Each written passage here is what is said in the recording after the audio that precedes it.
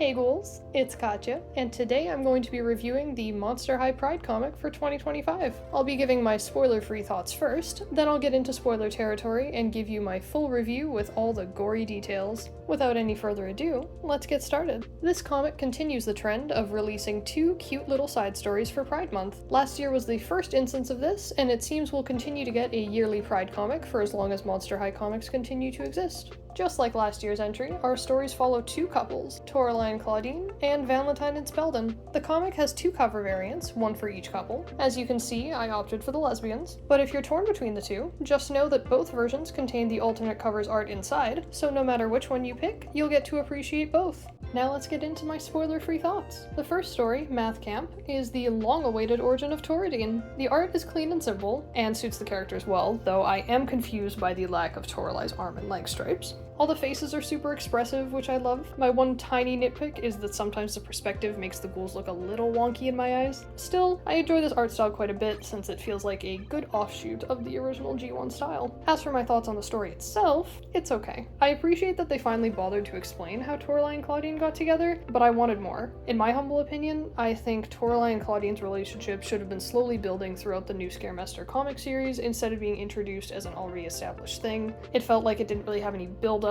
or much regard for the original G1 lore between the two characters. Still, I think they did the best they could in 20 pages, and it's a cute little sapphic story nonetheless. The second story, Beyond a Shadow of a Doubt, continues to follow fan favorites, Valentine and Spelden, as their relationship gets a little more serious. The art is a different style from Math Camp. It's much softer, almost cartoony at times, and feels as though it was inspired by shoujo manga, which is not a bad thing in my opinion. It's super cute and lends itself really well to the comedic moments of the story. As for the story itself, it's definitely my personal favorite of the two. It manages to be a cute and silly little romp while also tackling Valentine's internal struggles with his past and present. I really felt Val's character growth all the way from Why Do Ghouls Fall in Love, to his SDCC diary, to finally giving him and Spell their moment in the new comics. Seeing how well the writers were able to marry original G1 lore with the comics when it comes to Val really makes me wish that same energy was given to Toradine as well. Spoiler warning, I'm about to give summaries of the two stories, plus give my full thoughts on both. If you want to read this comic for yourself first, please pause the video here, go read it, and come back. Final warning ghouls, spoilers ahead. Math Camp takes place 2 summers prior to New Scaremester. Toralei is finally back at Math Camp as she was in the G1 webisodes, and she even meets up with Tila, her troll friend, who is only in her original G1 diary. However, this summer is going to be a little different since Claudine has joined the camp as well. The ghouls immediately butt heads, so of course, they end up paired together in the same cabin. The next morning, we're introduced to our antagonists, vampire twins Gloom and Shade. They win the camp's Clockulus Championship every year, but Toralei is determined to take home the trophy. However, in order to do that, she needs to figure out how to work with Claudine. Considering they now have a common enemy, the ghouls agree to a truce. As the competition goes on, the ghouls do well and make it to the finals alongside Gloom and Shade. Between the second and final rounds, however, we see Toralei grappling with her new crush on Claudine. At the end of the final round, with our main ghouls claiming victory, Toralei confesses her feelings and Claudine reciprocates, ending the story with a kiss.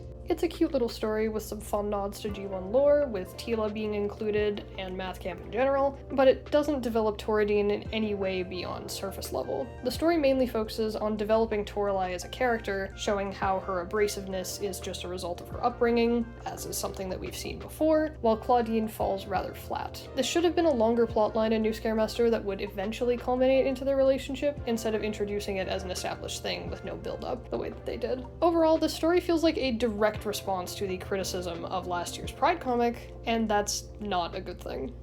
Taking place last Scaremester, our story begins with Valentine and Spelden chatting in the halls of Monster High. Everything's normal until Spelden drops the L word, and Valentine freaks out as his powers go haywire. In a panic, he calls Wisp to ask for help, and she tells him to bring Spelden to the Scaregrounds after school. When the boys get there, however, Wisp is nowhere to be seen, until Valentine receives a message from her warning him of a shadow creature that's eating powerful spellcasters. Just as Valentine tries to get Spelden to leave, the shadow appears and grabs Spelden. Valentine is able to use his powers to free him, but Val is still in a state of panic. He's convinced that Spelden's confession must have been influenced by his powers as an emotional vampire. As the night goes on, Spelden and Valentine talk through the situation. Spelden assures Valentine that his feelings are real and weren't being manipulated or stolen by Val. Before they can finish their conversation, the shadow returns and takes Spelden, but Valentine is able to defeat it by realizing that the reason his powers are going haywire is because he loves Spelden back. The shadow is revealed to be Wisp, who orchestrated everything just to help Val get to that realization. Once again, our story ends with a kiss and Wisp taking a silly selfie.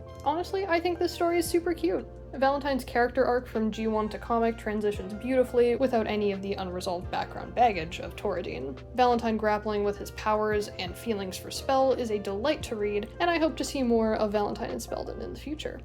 Overall, I'm happy I picked up this comic. It's a cute and lighthearted little romp, and sometimes that's exactly the kind of representation I need. As much as I love and respect the need for gay stories that aren't always sunshine and rainbows, sometimes I want the sunshine, rainbows, and cute, wholesome gay activity, and that is exactly what this is. If you're a Monster High fan who's looking for something cute, not too deep, and very gay, you'll probably like this comic.